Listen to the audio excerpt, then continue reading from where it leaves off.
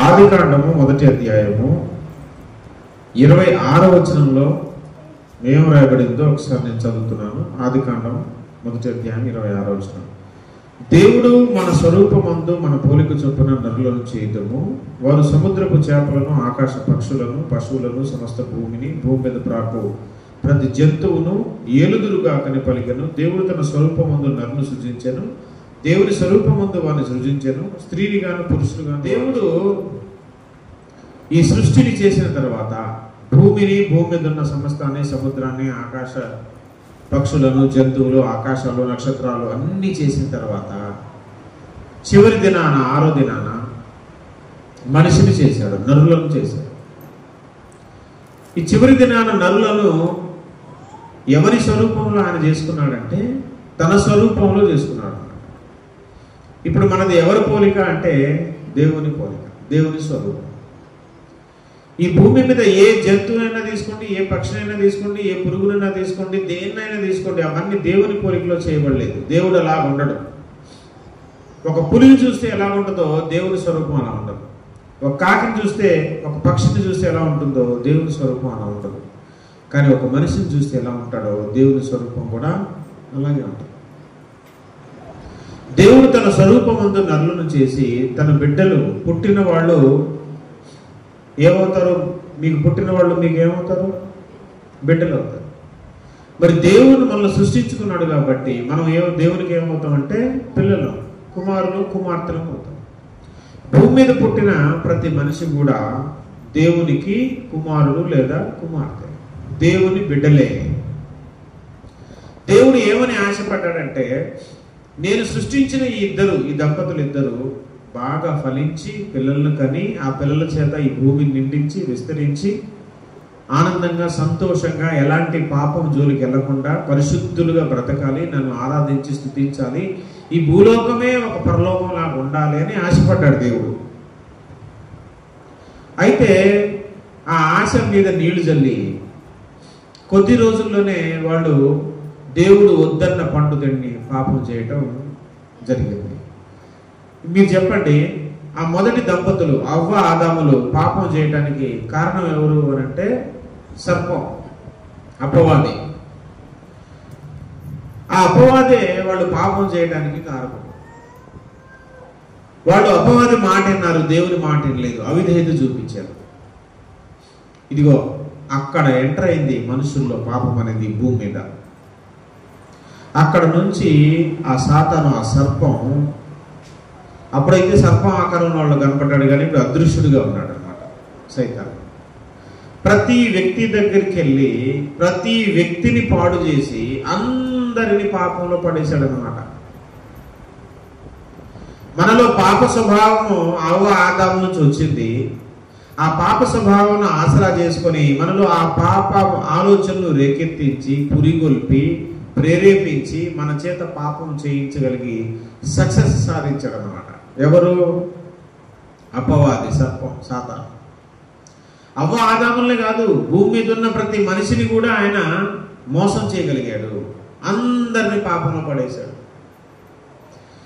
ఎన్ని ఆశలు, గొంపడంత ఆశలతో దేవుడు మానవులు సృష్టించి తన బిడ్డలుగా బ్రతకాలని, తనలాగా ఉండాలని, వాళ్ళు ఫలించి భూమిని విస్తరింపజేయాలని ఎన్నో కలలు కానీ కంటే వాళ్ళు సృష్టిస్తే వాళ్ళు ఏం చేశారు? సాతాను మాటలు విని పాపంలో పడిపోయారు. ఇక వాళ్ళు మాత్రమే పడ్డారు అని అనుకుంటే పొరపాటే. ఇక మానవ జాతి మొత్తం కూడా వాడు సక్సెస్ఫుల్గా మోసం చేయగలిగాడు. ఇప్పుడు అవ్వ ఆదాములే కాదు పాపులు, భూమి మీద ఉన్న ప్రతి ఒక్కళ్ళు కూడా పాపులు. ఇప్పుడు బైబిల్ గ్రంథం ఏం చెప్తుంది తెలుసా? చూడండి, రోమాపత్రిక 3వ అధ్యాయము 23వ వచనం చూడండి ఒకసారి. ఏముందో? రోమాపత్రిక 3:23.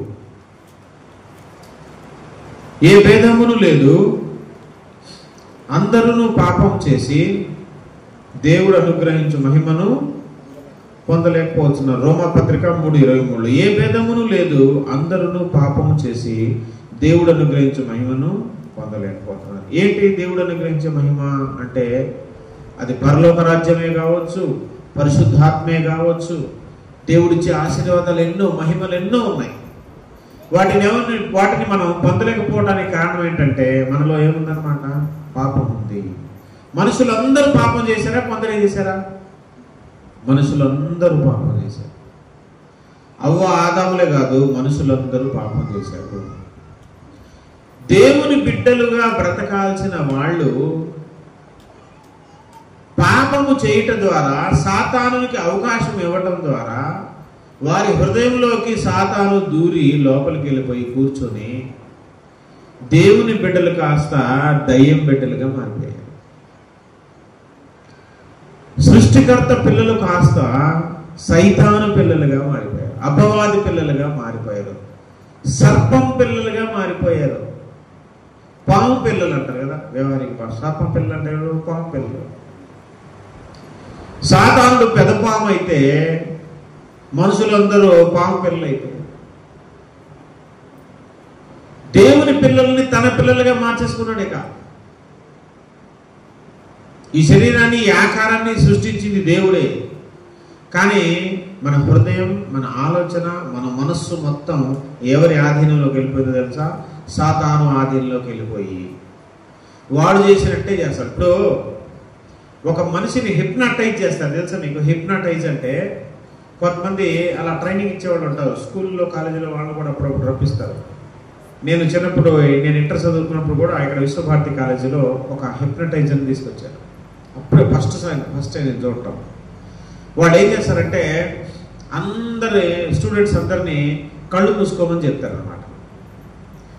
కళ్ళు మూసుకున్న తర్వాత అందరు కళ్ళు మూసుకొని వాళ్ళందరినీ చిన్నగా మీరు ఎవ్వరు కళ్ళు తెరవద్దు, అలాగే ఉండండి చెప్పి sleep and deep and sleep and deep and sleep and deep అంటే డీప్గా స్లీప్లోకి వెళ్ళిపోండి.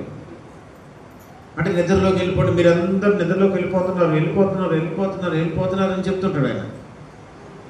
మీకు ఏం కనపట్లేదు, పైన ఫ్యాన్ తిరిగే సౌండ్ కూడా మీరు వినపట్లేదు, మీరు స్కూల్లో ఉన్న సంగతి మర్చిపోతున్నారు, మీకు ఎవ్వరు కనపడట్లేదు, మీరు ఏదో ఒక అడవి ప్రాంతంలో, దాంట్లో ఏకాంతంగా ఉన్న ప్రాంతంలోకి వెళ్ళిపోతున్నారు అని చెప్తుంటాడు. అలా మన మైండ్ని హిప్నటైజ్ చేసేసి కొద్దిసేపు ఆగిన తర్వాత ఏమన్నాడంటే ఆయన, నేను కూడా అందులో ఉన్నా అన్నమాట. ఒక కుర్రోడిని పిలుచుకొచ్చి, ఇదిగో నువ్వు ఇప్పుడు వెళ్ళిపోతున్నావు, నువ్వు బస్ స్టాండ్ దగ్గరికి వెళ్ళిపోయావు, అక్కడి నుంచి రైల్వే స్టేషన్కి వెళ్ళావు, రైల్వే స్టేషన్కి వెళ్ళగానే నీ చేతిలో బజ్జీలు గొట్ట పెట్టారు, నువ్వు ట్రైన్ ఎక్కావు, నువ్వు బజ్జీలు అమ్ముతున్నావు, ఇగో కేకలేస్తున్నావు, 13 అంటుంటే వాడు అక్కడికి వెళ్ళిపోయి నిజంగా దాంట్లో 13 తిరుగుతున్నావు అంటున్నాడు వాడు. ఒక్కొక్కటి చేస్తున్నారు, వెళ్ళిపోతున్నారు, ఏం చేస్తున్నారు వాళ్ళకి అర్థం కావట్లా. అంటే వాళ్ళ మనస్సును వాళ్ళ గ్రిప్లో తెచ్చేసుకున్నాడు అన్నమాట. హిప్నాటైజ్ చేయటం అనేది అది. మనసు అంతా వాళ్ళ దృష్టిలోకి వెళ్ళిపోతే, వాళ్ళ చేతుల్లోకి వెళ్ళిపోతే, వాళ్ళు ఏం చెప్తే చేస్తాం మనం. ఇంకంతే, మనం మర్చిపోతాం మనం ఏం చేస్తాం మనకు తెలవదు. అది ఒక్కొక్కడు ఒక్కొక్క రకం, ఒక్కొక్కటి అమ్ముతున్నాడు అక్కడ.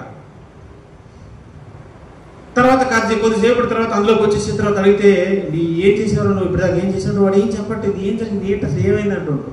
నువ్వు ఇప్పుడు దాకా బజ్జీలు అమ్మేవి తెలుసా అంటే, నేను ఎందుకు అమ్ముతా అంటున్నాడు వాడు. హిప్నటైజ్ చేయటం అంటే అట్లా. ఇప్పుడు సాతాను మనుషుల యొక్క మనస్సులను, హృదయాలను తన స్వాధీనంలో ఉంచేసుకొని తన కోరికలు, తన ఉద్దేశాలు, తన అభిప్రాయాలు, తన ఆశలతో నింపేస్తే ఆ మనిషి మాట్లాడినా దయ్యం మాట్లాడినట్టే ఉంటుంది. ఆ మనిషి చేసే ప్రతి పని కూడా దయ్యం చేసినట్టే ఉంటుంది. దయ్యం ఎగ్జాక్ట్గా ఏ పని చేస్తాడో వాని ఆధీనంలో ఉన్న వ్యక్తి కూడా అయ్యే పనులు చేస్తాడు. దేవునికి నచ్చని పనులు చేస్తాడు, అన్ని పాపాలే చేస్తాడు. పాపం అంటేనే ఇష్టం. పాపం గురించి 24 గంటలు ఆలోచిస్తూ ఉంటాడు.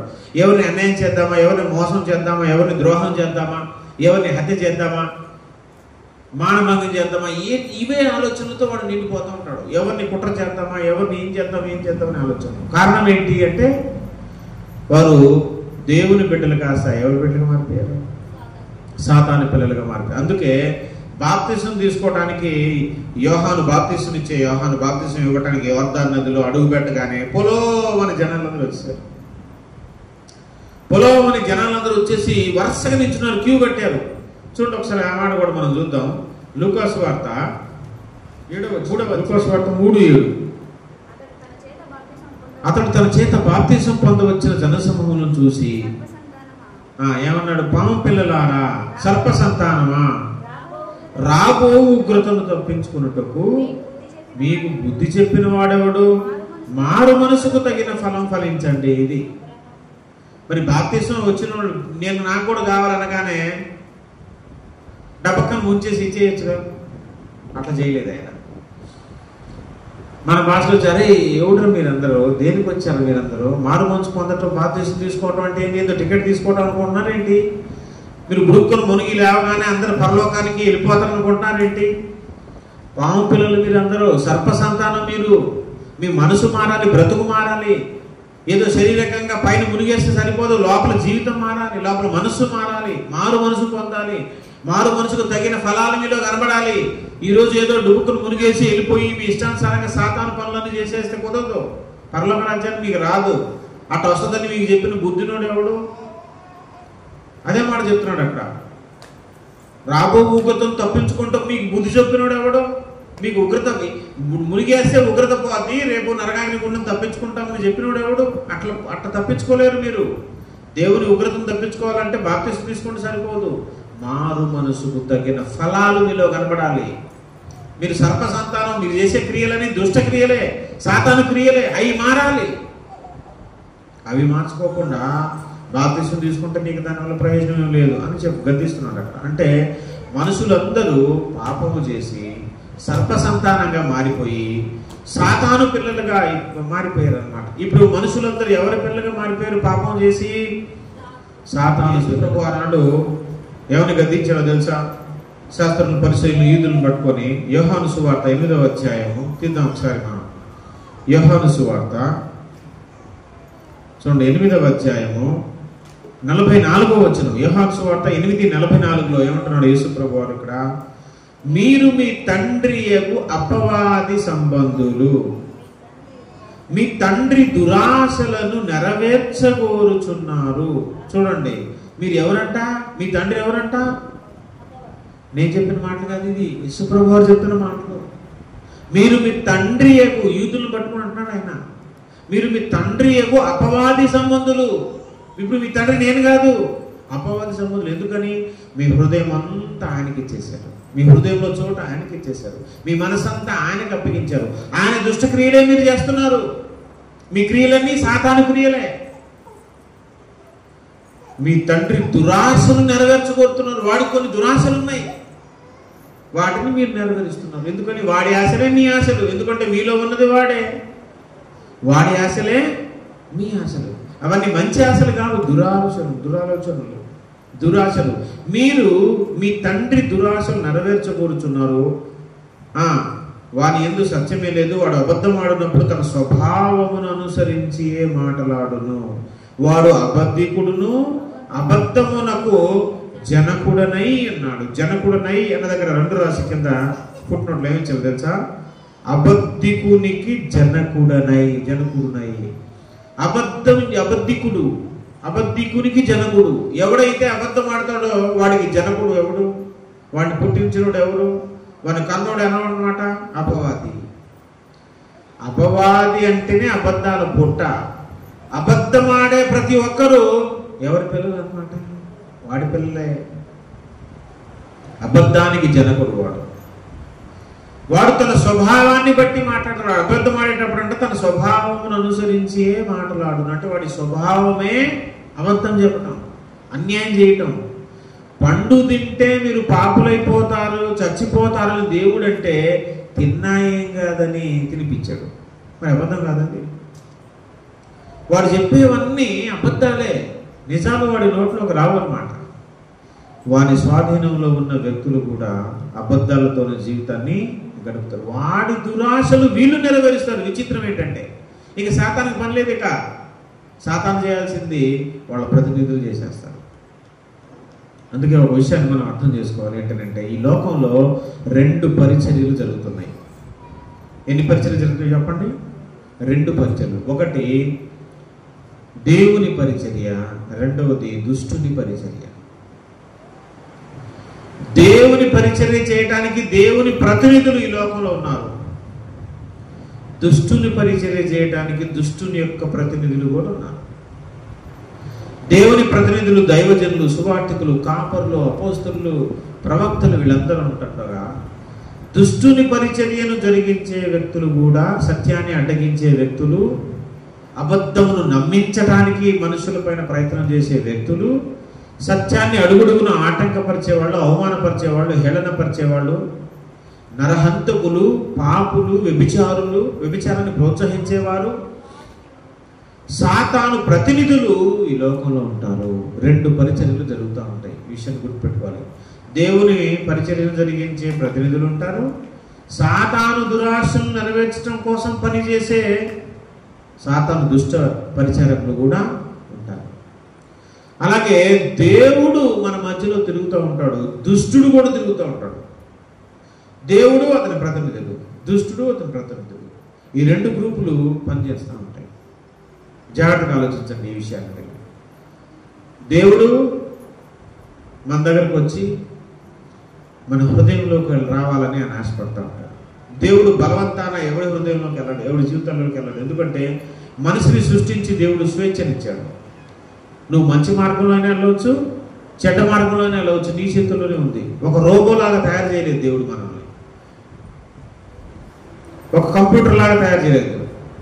ఒక ప్రోగ్రామ్డ్ కంప్యూటర్ అనుకో, నువ్వు ఏం ప్రోగ్రామ్ చేస్తే దాని ప్రకారం నడిచింది. రోబో ఉందనుకో, దాన్ని ఆపరేట్ చేసింది మనిషి. మనిషి ఏం చేయమంటే అది చేసింది. దేవుడు మనల్ని రోబోలాగా చేయలేదు, మరో మనుషుల్లాగా చేయలేదు అన్నమాట. స్వేచ్ఛ కలిగిన జీవులాగా చేశాడు. మంచి చేయాలన్నా నీ చేతుల్లోనే ఉంది, చెడు మార్గంలో నీ చేతుల్లో ఉంది. మంచిగా బ్రతికి పరలోకం వెళ్ళాలన్నా నీ ఇష్టం అది, లేదు నేను పాపం చేసి నరకానికి వెళ్తానన్నా నీ చేతుల్లోనే ఉంది. దేవుడు ఎవరిని ఎప్పుడు కూడా బలవంతం చేయడు. అందుకే దేవుడు తన పరిచర్యను తన భక్తుల ద్వారా చేయిస్తున్నాడు.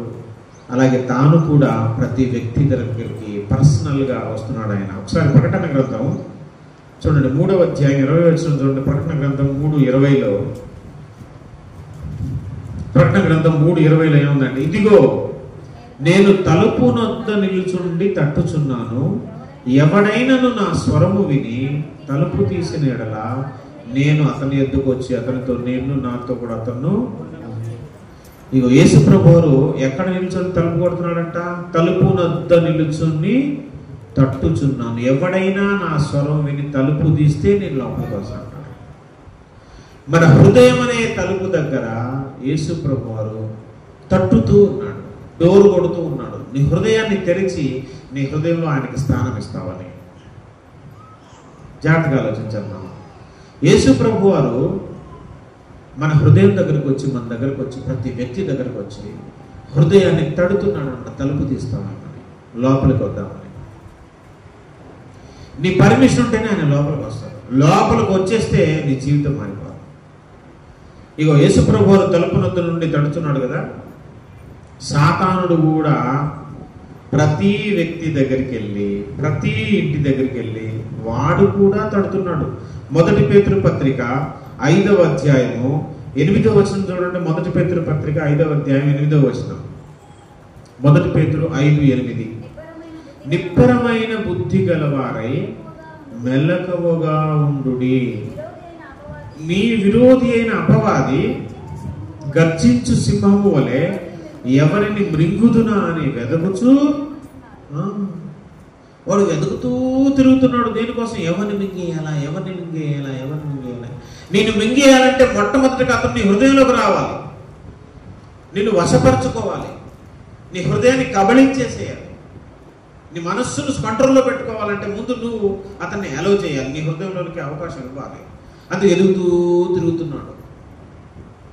నువ్వు ఎవరు అవకాశం ఇస్తారో, ఎవరు అవకాశం, వాడు కూడా తడుతూ ఉన్నాడు. ప్రతి వ్యక్తి దగ్గరికి యేసు ప్రభువారు ఎలాగైతే వస్తున్నాడు, యేసు ప్రభువారు ఎలా వస్తారు మన దగ్గరికి? యేసు ప్రభువారు ఇప్పుడు ఏమై ఉన్నాడంటే, ఇప్పుడు 2000 సంవత్సరాల క్రితం యేసు ప్రభువారు ఈ లోకానికి వచ్చాడు. అప్పుడు ఆయన శరీరాన్ని ధరించుకొని వచ్చాడు. కాబట్టి శరీర రీతిగా మనుషుల దగ్గరికి వెళ్ళాడు, వాక్యం చెప్పాడు.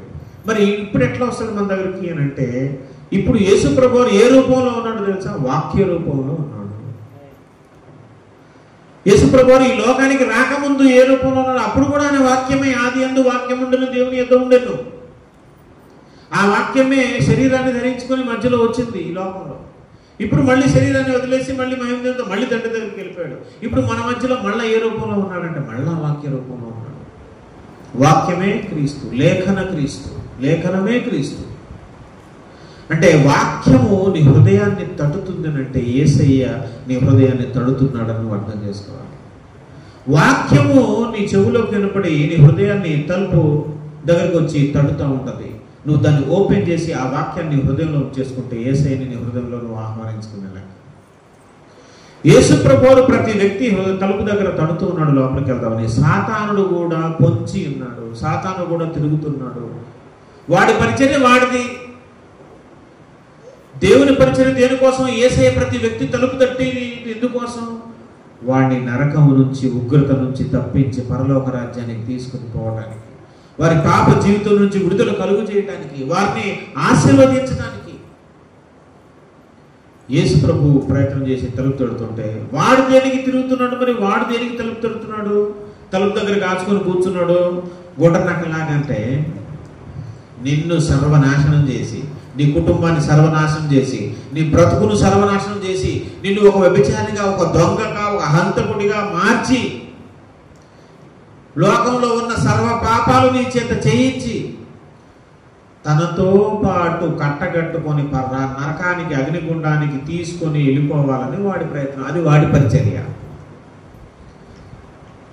మరి వాడు ఒక్కడే నరకానికి పోడు కదా, 10 మందిని వెంట తీసుకుని వెళ్ళాలి. నరకలోకం సృష్టింపబడింది వాడి కోసం. కానీ వాడు ఒంటరికి వెళ్ళాడు. మీరందరూ పరలోకానికి వెళ్తారా? వాడికి ఆల్రెడీ తీర్పు అయిపోయింది. వాడికి ఇంక పరలోక రాజ్యం లేదు, వాడి గతి నరకమే. నేనేమో నరకానికి పోవాలి, మీరు బుద్ధిమంతులాగా బ్రతికి పరలోక రాజ్యంలో ఆనందిస్తారా? ఎట్ట పోతారో నేను కూడా చూస్తాగా అని వాడు పగబట్టి ప్రతి వ్యక్తి దగ్గరికి వెళ్ళి వాడు హృదయాన్ని తట్టి లోపలికి వెళ్ళిపోయి వాడి ఆలోచనలన్నీ వాడి చేత నెరవేర్చుకుంటున్నాడు ఆయన. సాతానికి ఎన్నో దురాశలు ఉన్నాయి. దేవుని చిత్తాన్ని పాడు చేయాలని, దేవుని రాజ్యాన్ని పాడు చేయాలని, దేవుని పిల్లలు తనకు కాకుండా పోవాలని, అందరిని అగ్నిగుండానికి తీసుకుని వెళ్ళిపోవాలని శత విధాలుగా ప్రయత్నం చేస్తూ వాడు తిరుగుతున్నాడు. వాడు కూడా పొంచున్నాడంట. చూడండి ఒకసారి ఆదికాండము 4వ అధ్యాయంలో 7వ వచనం చూడండి. ఆదికాండం 4:7 ఏముందంటే,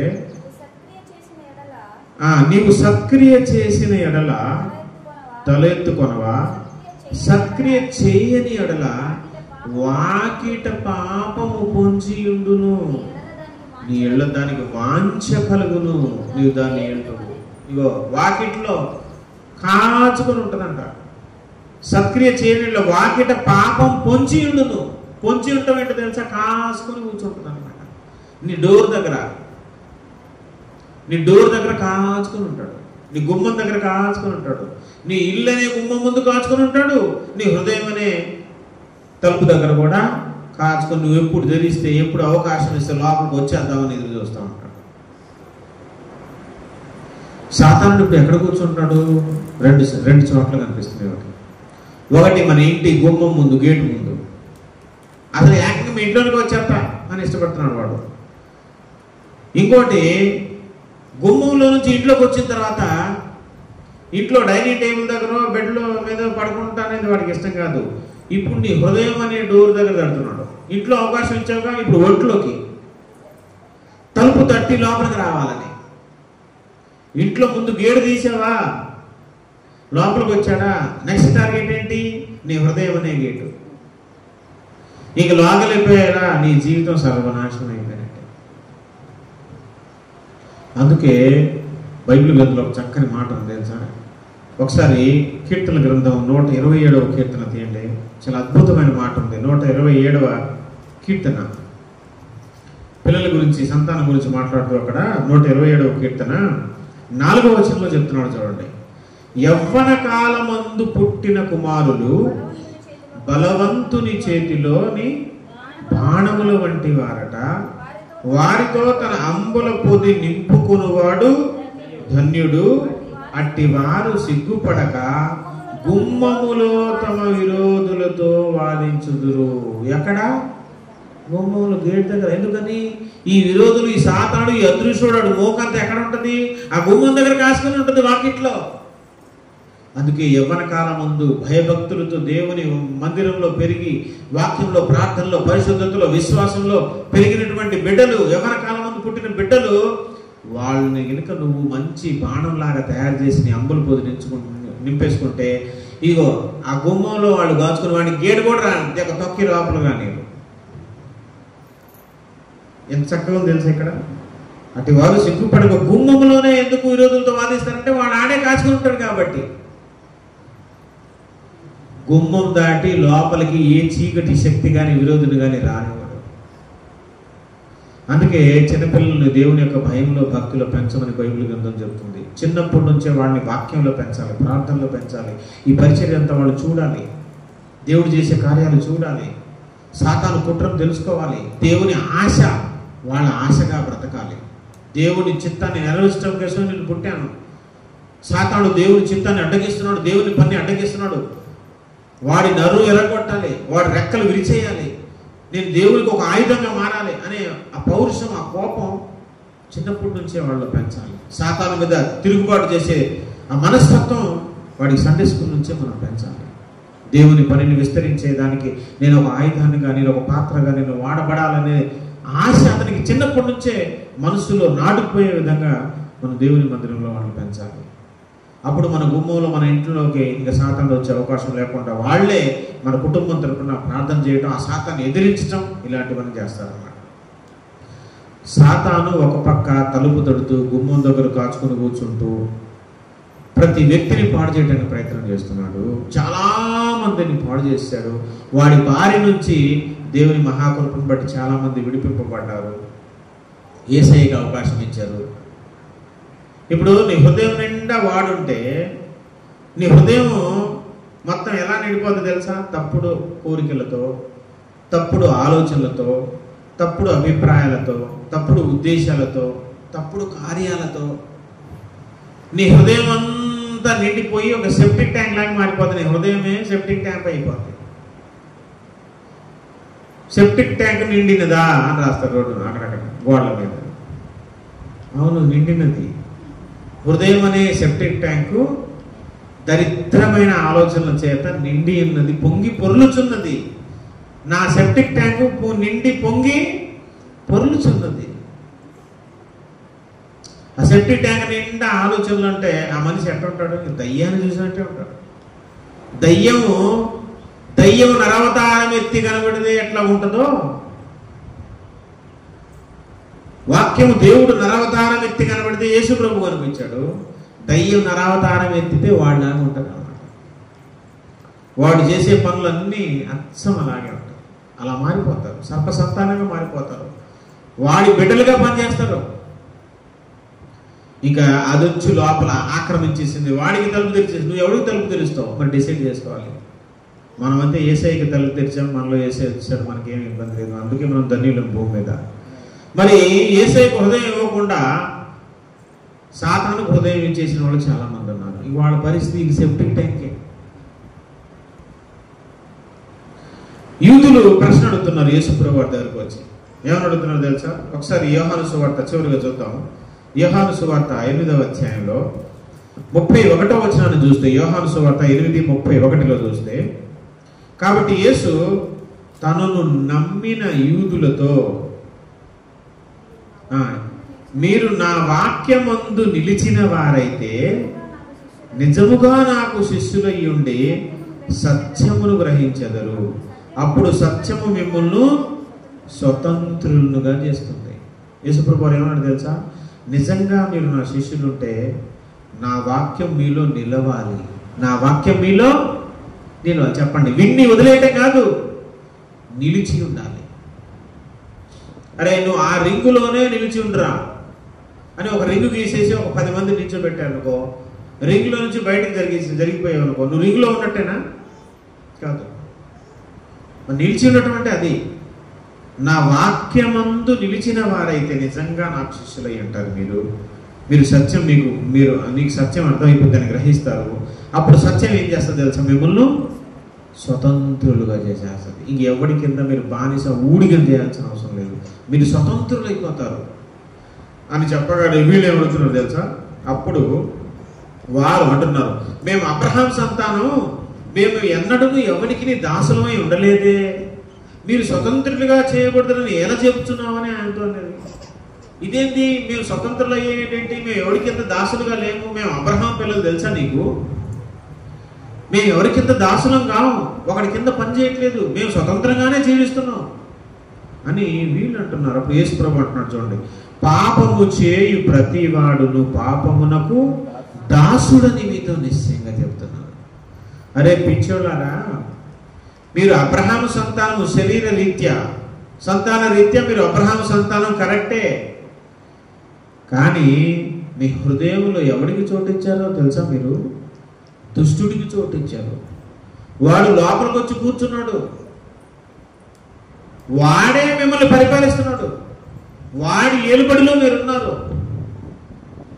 వాడు లోపల ఉన్నాడు కాబట్టి మీ చేత పాపం చేయిస్తున్నాడు. మీరు పాపం చేస్తున్నారంటే మీరు ఎవరికి దాసులు తెలుసా? పాపానికి దాసులు. మీరేమో మేము అబ్రహాం పిల్లలు, ఎవరికి దాసులు అనుకుంటున్నావు? నువ్వు దాసులు అనుకుంటే ఒకళ్ళ కింద వెళ్ళి ఇంట్లో పని చేయడం అనుకుంటున్నావు, అది కాదు. నీ హృదయం అంతా సాతానికి చోటిచ్చావు. నువ్వు పాపం చేయి ప్రతివాడు పాపానికి దాసుడు. నువ్వు పాపానికి దాసుడివి, పాపం నీ మీద యజమాని. వాడు చెప్పినట్టు నువ్వు వింటున్నావు, నువ్వు స్వతంత్రుడు ఎట్లా అయ్యావు? నువ్వు పాపానికి బానిసవు, పాపానికి కట్టు బానిసవు, పాపానికి లోబడిపోయావు, పాపానికి దాసోహం అయిపోయావు. బానిసని నీ దొర అంటున్నావు పాపంతో. బానిసని నీ దొర అంటారు చూడు, బానిసని నీ దొర, నీ దొర, నీ బానిసను, బానిసని నీ దొర, బానిసని దొర అని అంటున్నావు పాపంతో. స్వతంత్రుడు ఎటయ్యావు నువ్వు? స్వతంత్రంగా ఏదైనా మంచి పని చేయగలవా? చేయలేవు. ఎందుకంటే సాతానికి హృదయం అంతా ఇచ్చేసావు. ఈ సెప్టిక్ ట్యాంక్ మొత్తం వాడు ఉన్నాడు, మొత్తం సెప్టిక్ ఆలోచనలే వస్తాయి, దరిద్రమైన ఆలోచనలే వస్తాయి. ఎందుకని? నువ్వు వాడికి దాసుడు, నువ్వు స్వతంత్రుడు అంటున్నాడు. పాపం చేయి ప్రతివాడు పాపానికి దాసుడు. దాసుడు ఎల్లప్పుడూ ఇంటిలో నివాసం చేయడు. నువ్వు దాసుడు అయితే, పాపానికి దాసుడు అయితే ఇంట్లోకి నివాసం చేయడు. దాసుడు ఎక్కడ ఉంటాడు చెప్పండి? ఇప్పుడు మన ఇంట్లో పని చేసే దాసులు ఎక్కడ ఉంటారండి? మన ఇంట్లో బెడ్ మీద కూర్చొని సరదా కాలు మీద కాలేసుకొని టీవీ చూస్తుంటారా? బయట ఉంటారు. దాసులు బయట ఉంటారు. మీరు దాసులురా, మీరు పాపానికి మీరు బయటే ఉంటారు. పరలోకమనే ఇంట్లోకి రారు. మీరు వెలుపల ఉండేవాళ్ళు. వెలుపల ఏముంటుంది? పరలోకానికి వెలుపల అగ్నిగుండం, నరకం. మీరు ఇంటి బయట ఉండేవాళ్ళే. మీరు దాసులు, పాపానికి దాసులు. మీరు ఇంటి లోపల మీకు ప్రవేశం లేదు. పరలోకమనే ఇంట్లోకి మీరు రారు అని చెప్తున్నాడు. దాసుడు ఎల్లప్పుడూ ఇంట్లో నివాసం చేయడు, కుమారుడు ఎల్లప్పుడూ నివాసం చేయను. కుమారుడు అంటే ఎవరంటే యేసు ప్రభువు వారు తన గురించి చెప్తున్నాడు. నేను ఎల్లప్పుడూ పరలోక రాజ్యంలో ఉంటున్నాడు. కుమారుడు మిమ్మల్ని స్వతంత్రులుగా చేసినలా మీరు నిజంగా స్వతంత్రులయ్యారు. నేను మీకు స్వాతంత్రం ఇవ్వడానికి ఇలా వచ్చింది. నేను కుమారుడిని, నేను ఇంట్లో ఉండేవాడిని. ఎప్పుడు ఆది నుంచి నేను అక్కడే ఉన్నవాడిని. మీకోసం వచ్చాను. నేను తలుచుకుంటే మిమ్మల్ని ఆ సాతాను బంధకాల నుంచి విడిపించి, ఆ దాసత్వం నుంచి విడిపించి మిమ్మల్ని స్వతంత్రంగా చేయగలను. అప్పుడు మీరు కూడా ఇంట్లోకి రావచ్చు నాతో పాటు అంటున్నాడు ఈశ్వర. చక్కగా అంటున్నాడు చూడండి, కుమారుడు మిమ్మల్ని స్వతంత్రులుగా చేసినలా మీరు నిజంగా స్వతంత్రులై ఉంటారు. అప్పుడు మీరు బానిసత్వంలో ఉండరు, ఇంట్లోకి వచ్చేస్తారు నాతో పాటు. అందుకే తండ్రి యొక్క అనేక నివాసాలు గల మీకు స్థలం సిద్ధపరచడానికి వెళ్తున్నాను. నేను వచ్చి మరలా నాతో పాటు ఉండడానికి మిమ్మల్ని తీసుకుని వెళ్ళిపోతాను. యేసు ప్రభువారు యోహాను సువార్త 14లో అన్నాడు కదా. అందుకే దేవుని ఇల్లు, దేవుని ఇల్లు, తండ్రి ఇల్లు, తండ్రి సన్నిధి, అక్కడికి మనం చేరాలంటే పాపం అనే బానిసత్వం నుంచి మనకు విడుదల కలగాలి. అలా కలుగు చేసేవాడు ఈ విశ్వ చరిత్రలో, మానవ జాతి చరిత్రలో ఒకే ఒక పురుషుడు, యుగ పురుషుడు, చారిత్రక పురుషుడు, నజరేయుడైన యేసుక్రీస్తు వారు మాత్రమే. ఆయన మాత్రమే నీ పాప జీవితం నుంచి నిన్ను విడిపించి, నిన్ను స్వతంత్రునిగా చేసి ఆ తండ్రి సన్నిధికి, తండ్రి ఇంటికి నిన్ను తీసుకుని పోగలడు. అందుకే నీ హృదయాన్ని యేసయ్య కోసం తెరువు. అందుకే చివరిగా ఒక మాట అంటున్నాడు 37వ వచనంలో, మీరు అబ్రహాము సంతానమని నాకు తెలియను, అయినను మీలో నా వాక్యమునకు చోటు లేదు. మీలో నా వాక్యానికి, నా వాక్యం మీలోకి రావటం అంటే నేను మీలోకి రావటమే. మీరు మీ హృదయంలో నా వాక్యానికి చోటు ఇవ్వలేదు కదా. మీ హృదయంలో ఎవరికి చోటు ఇచ్చారంటే పాపానికి, దుష్టునికి చోటు ఇచ్చారు. వాడు మిమ్మల్ని పరిపాలిస్తున్నాడు, మీరు వాడి కింద దాసులు. కాబట్టి మీరు స్వతంత్రులు గారు, మీకు పరలోక రాజ్యం దక్కదు. మీలో నా వాక్యమునకు చోటు లేదు. చోటు లేదంటే అర్థం ఏంటి? ఫుల్గా సెప్టిక్ ట్యాంక్ ఫుల్గా నిండిపోతే ఇంక చోటు ఆడ ఉంటుంది. అది ఖాళీ అయితేనే కదా. అది ఖాళీ చేసుకొని కడిగి శుభ్రపరిచి యేసయ్యను ఆహ్వానిస్తే నీ జీవితమే మారిపోతాయి. స్వతంత్రుడు అయిపోతావు. పాప సంఖ్యలు, పాప బానిసలు విడిపోతాయి. యేసు ప్రభు నిన్ను పరలోకానికి నిత్య జీవం ఇవ్వడానికి అని వచ్చాడు. కాబట్టి ప్రియులారా, యేసయ్యకు మన హృదయం తెరవాలి. యేసయ్య మన హృదయంలోనికి వస్తే, ఆయన వాక్యానికి మనం చోటిస్తే, ఆయన వాక్యమే నీ జీవితాన్ని మార్చేస్తుంది. బీరువాలో బంగారాలు, గొలుసులు, డబ్బులు దాచిపెట్టుకోవడం కాదు, నీ హృదయంలో వాక్యం దాచిపెట్టుకో. దాన్ని ఎవరు వేయము, దాన్ని ఆలోచించు, దాని ప్రకారం బ్రతకడానికి అడుగులేయి. మన జీవితం, నీ కుటుంబం మారిపోతాయి. దేవుడు ఈ మాట మనకుల్లో దీవించి ఆశీర్వదించుగాక. ఆమేన్.